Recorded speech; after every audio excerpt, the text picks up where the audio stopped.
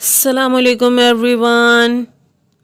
आज हम बनाने जा रहे हैं बेसन के लड्डू, और वो भी बिल्कुल बहुत ही आसान सी रेसिपी के साथ, बग़ैर मेवाजात के। तो मेरे साथ रहिए और रेसिपी को एंड तक देखते रहिए किस तरह आसानी से बेसन के लड्डू तैयार किए जाते हैं। बेसन के लड्डू बनाने के लिए हमने यहाँ पर एक नॉन स्टिक बर्तन में 1 कप बेसन लिया है। आप देख सकते हैं ये फुल 1 कप बेसन है जो कि मैं ले रही हूँ लड्डू बनाने के लिए। याद रहे ये बेसन बिल्कुल साफ़ सुथरा और छना हुआ बेसन है। हमने इसे पहले ही छान लिया था, तो आप इस रेसिपी में छना हुआ बेसन इस्तेमाल करेंगे। अब 1 कप बेसन में हम यहाँ पर शामिल करेंगे 1 चमचा देसी घी। आप चाहें तो बनास्पति घी भी इस्तेमाल कर सकते हैं। मैंने यहाँ पर 1 चमचा देसी घी लिया है और मुझे मज़ीद 1 और चमचा देसी घी का चाहिए, तो 2 चमचे मैंने ये वाले जो हैं बड़े वाले देसी घी के ले रही हूँ मैं यहाँ पर। आप चमचे का साइज़ देख सकते हैं। चम्मच की मदद से घी को बेसन में अच्छी तरह मिला देंगे। जो घी मौजूद है ये अच्छी तरह तमाम बेसन में मैं मिला दूंगी। बिल्कुल अच्छी तरह चलाते हुए जो है घी में बेसन को मिला लेना है, ताकि ये जो घी मौजूद है हमारे पास इसमें बेसन अच्छी तरह मिल जाए।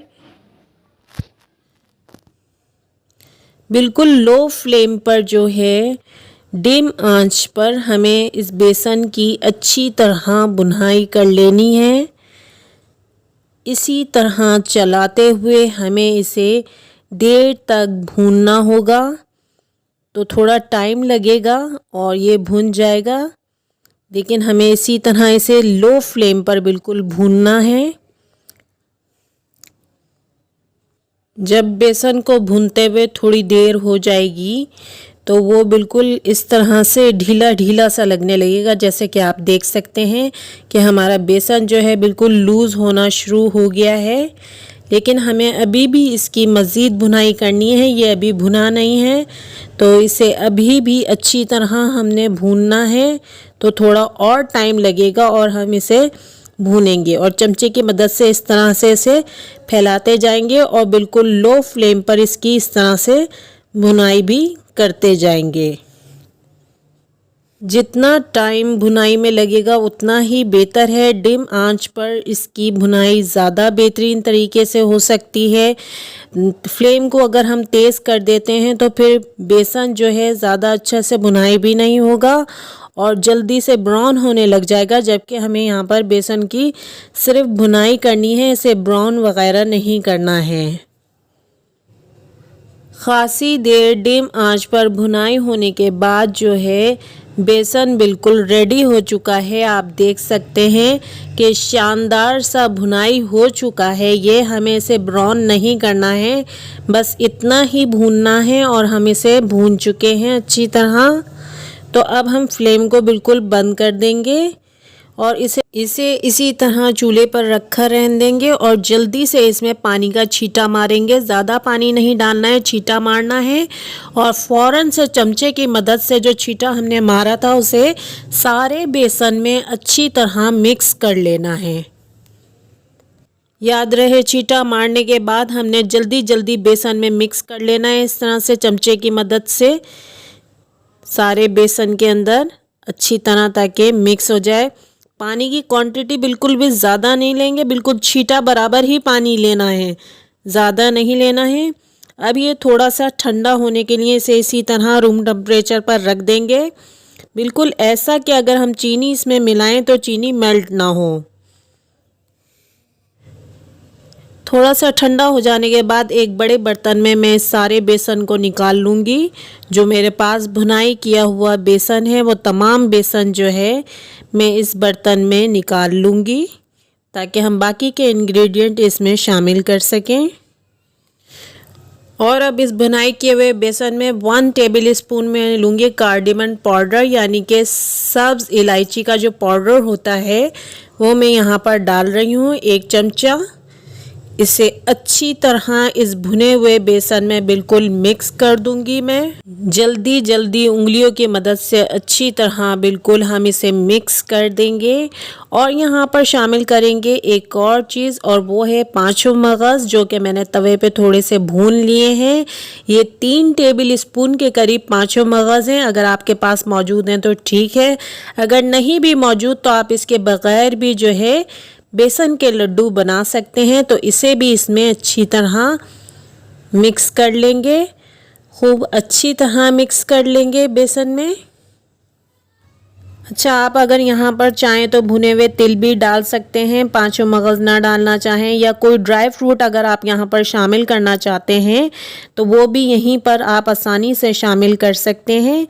अब आ जाते हैं चीनी की तरफ। तो चीनी मैंने यहाँ पर ली है पौना कप, यानी कि आप देख सकते हैं कि 1 कप से कम है ये, और बिल्कुल पिसी हुई चीनी है ये, बिल्कुल आइसिंग शुगर पिसी हुई चीनी ली है मैंने, बिल्कुल बारीक पिसी हुई चीनी, जो कि मैं इसमें मिला रही हूँ। अब जल्दी जल्दी इस चीनी को इस बेसन में मिलाने की कोशिश करेंगे और खूब अच्छी तरह मिलाने की कोशिश करेंगे। अच्छा, अगर आप यहाँ पर चाहें तो चीनी की तादाद को कम भी कर सकते हैं। अगर कम मीठा खाना पसंद करते हैं तो चीनी की क्वांटिटी को भी कम कर सकते हैं, लेकिन अगर इतनी ही लें तो ज़्यादा बेहतर है, कि एक शानदार मीठा टेस्ट आएगा अगर आप इतनी ही चीनी लेंगे। तो हमने जल्दी जल्दी चीनी को बेसन में यहाँ पर बिल्कुल मिला दिया है, और फिर इसी तरह थोड़े से गरम में ही हम इस तरह के मोल्ड्स बना लेंगे। यानी कि अभी प्रॉपर शेप नहीं देंगे, बस थोड़े से मोल्ड्स हम जो है बनाकर रख लेंगे। तो ये चीनी के और बेसन के जो मोल्ड्स हैं मैं जल्दी जल्दी इस तरह से बनाकर रख लूँगी। इसको अभी कोई परफेक्ट शेप नहीं दे रही, बस इसी तरीके से मैं मोल्ड्स बनाकर रख रही हूँ। अभी इस तरह से मैंने तमाम मोल्ड्स जो हैं तैयार कर लिए हैं, कोई एग्जैक्ट शेप नहीं दिया है इनको। अब मुझे शेप देना है तो हाथों को पहले मैं थोड़ा सा गीला कर लूँगी। मैं यहाँ पर पानी से गीला कर रही हूँ, आप चाहें तो घी से भी गीला कर सकते हैं और एक परफेक्ट शेप बॉल का दे सकते हैं, यानी कि लड्डू का शेप दे सकते हैं। याद रहे कि हाथों को थोड़ा सा तर कर लेना ज़्यादा बेहतर है, क्योंकि एग्जैक्ट जो है बॉल का शेप हमारा आ जाएगा। जिस तरह के लड्डू होते हैं बिल्कुल उसी तरह का शेप आ जाएगा। तो हमें हाथों को गीला करके इस तरीके से लड्डुओं का शेप बना लेना है। इसी तरह से तमाम मोल्ड्स को जो है मैं लड्डुओं का शेप दे दूंगी बिल्कुल, और इस तरह हमारे तमाम बेसन के लड्डू जो हैं बिल्कुल तैयार हो जाएंगे। तो यहाँ पर आप देख सकते हैं कि शानदार से बहुत आसान सी रेसिपी के साथ बेसन के लड्डू बिल्कुल तैयार हैं। अगर हमारी रेसिपी आपको अच्छी लगी है तो इसे लाइक कीजिए, शेयर कीजिए, चैनल को सब्सक्राइब कीजिए। Thanks for watching. Thank you so much.